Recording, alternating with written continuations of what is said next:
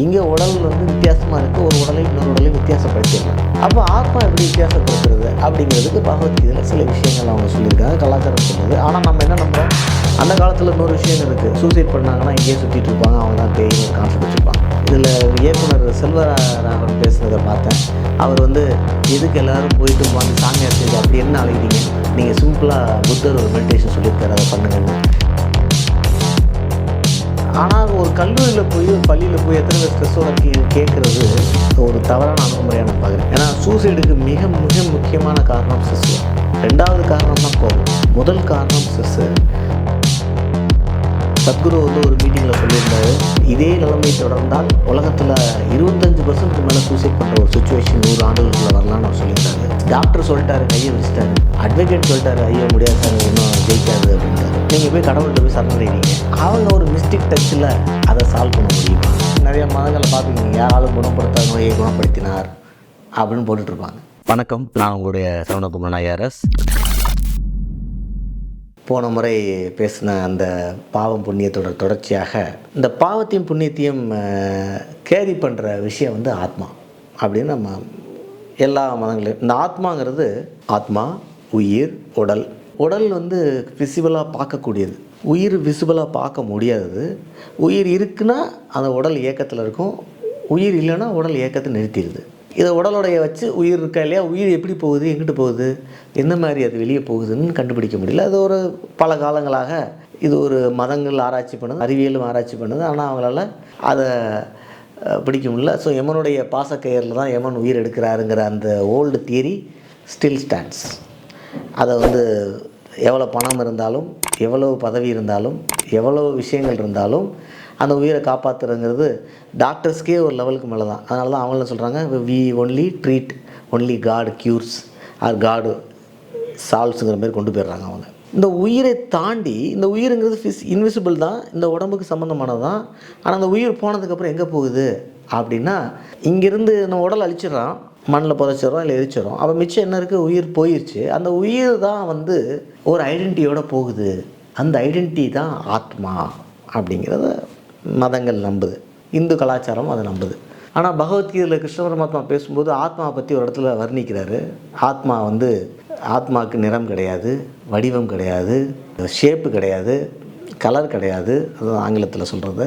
இந்த மாதிரி அது நிறைய ஒரு கேரக்டரிஸ்ட்டை சொல்லும் பொழுது இந்த நிறம் இல்லை, வடிவம் இல்லை, அமைப்பு இல்லை, அதுக்குன்னு தனியாக ஒரு விஷயங்கள் இல்லை அப்படின்னா ஒரு ஆத்மாவையும் இன்னொரு ஆத்மாவையும் எப்படி வித்தியாசப்படுத்த முடியும்? இங்கே உடல் வந்து வித்தியாசமாக இருக்குது, ஒரு உடலையும் இன்னொரு உடலையும் வித்தியாசப்படுத்திடலாம். அப்போ ஆத்மா எப்படி வித்தியாசப்படுத்துறது அப்படிங்கிறதுக்கு பகவத்கீதையில் சில விஷயங்கள் அவங்க சொல்லியிருக்காங்க, கலாச்சாரம் சொல்லுது. ஆனால் நம்ம என்ன நம்புகிறோம், உயிர் இறந்ததுக்கப்புறம் உயிரோடு இருக்குதுன்னா தான் அது ஆத்மா. உயிர் இறந்ததுக்கப்புறம் உயிரோடு இல்லைன்னா அதுக்கு ஆத்மா இல்லைன்னு அர்த்தம். ஸோ அந்த உயிரோடு இருக்கும் பொழுது தான் உடலை விட்டு பிரிந்ததுக்கப்புறம் ஆத்மான்னு பேர் கொடுத்துரும். ஸோ நம்ம உயிரோடு இருக்குதுன்னு நம்புகிறோம் ஃபஸ்ட்டு. அப்போ நம்பினா ஆத்மாவே நம்ப வேண்டியிருக்கும்.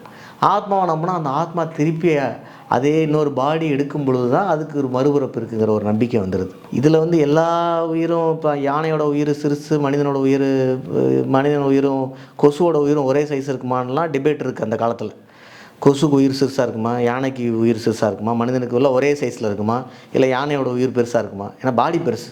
ஸோ இந்த டிபேட்லாம் நடந்து கடைசியில் அவங்க ஒரு கணக்கு வராங்க, உயிர்னா ஒன்று தான், எல்லாம் ஒரே சைஸ் தான். ஆனால் அதில் வேரியேஷன்ஸ் கொஞ்சம் கொஞ்சம் இருக்குன்னு சில தத்துவார்த்தங்கள் எடுத்துக்கிறாங்க.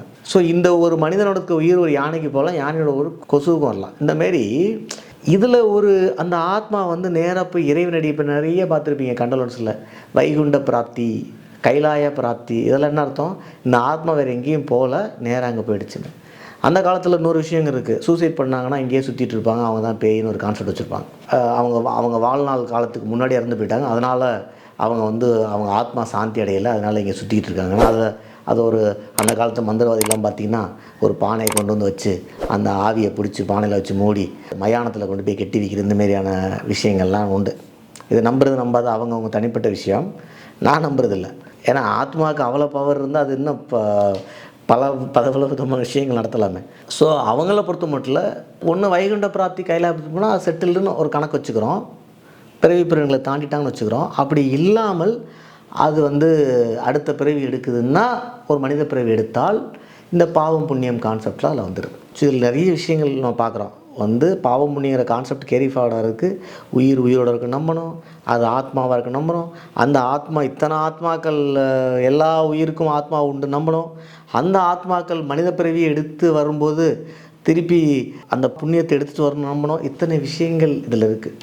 ஸோ நம்ம அதனால தான் நம்ம எப்போயும் சொல்லுவோம், புண்ணியங்கிறத பாசிட்டிவ் வேல்யூ சிஸ்டத்தில் எடுத்துக்கோங்க. ஒருத்தர் நல்லா பிறக்கிறாருன்னா ஔவையார் சொன்ன மாதிரி ஒவ்வொரு பிறவிக்கும் ஒரு பெருமை இருக்குது. அதுலேயுமே மனித பிறவிக்கு ஒரு பெருமை இருக்குது.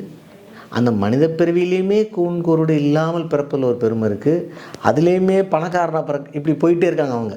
ஸோ அதை ஒரு புண்ணியத்தோடைய ஒரு வேல்யூவாக ஒத்துக்கலாமே தவிர நமக்கு இல்லாததை பாவமாக நினச்சிக்க வேண்டிய அவசியம் நமக்கு இல்லை. நம்ம நினைக்க வேண்டியதில்லை, யாராவது சொன்னாலும் நம்ம கேட்க வேண்டியதில்லை.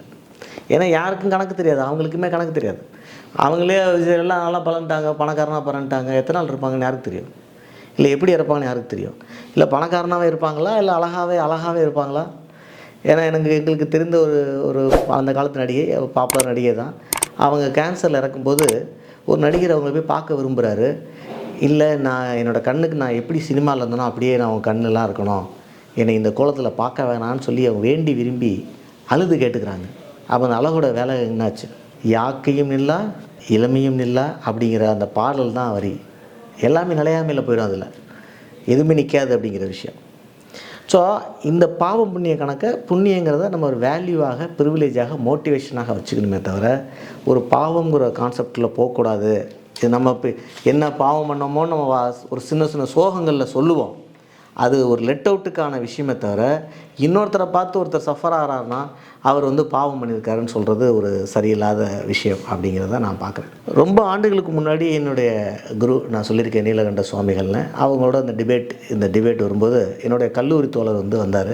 அவர் அவர்கிட்ட கேட்டார், குருகிட்ட கேட்டார், பாவம் பண்ணால் புண்ணியத்தில் சரியாயிருமான்னு கேட்டார். நான் ஒரு பாவம் பண்ணிட்டேன், இது என்ன புண்ணியம் பண்ணால் சரிப்படுத்தலாம் அப்படின்னு கேட்டார். புண்ணியம் பண்ணலாம், எப்படி பண்ணலாம் அப்படின்னு ஏதோ சொன்னார். சொன்ன உடனே ஒரு மகிழ்ச்சி ஆகிட்டார். எனக்கு அப்போ அவ்வளோ அனுபவம் இல்லாதனால, நானும் ஒரு கல்லூரி படிக்கிற மாணவர்னால, அப்போ கோவி மணிசேகரன் ஒரு எழுத்தாளர் எழுதின குறவஞ்சிங்கிற புத்தகத்தை படிக்கிற வாய்ப்பு இருந்ததுனால எனக்கு அதில் ஒரு லைன், ரொம்ப பிடிச்ச லைன் இருந்தது. அவர் என்ன சொல்லுவார், பாவம் புண்ணியத்துக்கு, பாவம் பண்ணால் அதனுடைய பலன் ட்ராவல் ஆகும், புண்ணியம் பண்ணால் அதோடய பயன் தனித்தனியாக ட்ராவல் ஆகும், ரெண்டு நியூட்ரலைஸ் பண்ணிக்காது. அதாவது மைனஸ் ப்ளஸ்ஸு சேர்ந்து ஒரு வேல்யூ வராது. பாவம் ஒரு 3 பாயிண்ட்டு, புண்ணியம் ஒரு 4 பாயிண்ட்டு, ஸோ அவுட்புட்டு 1 பாயிண்ட்டு அப்படி வராது.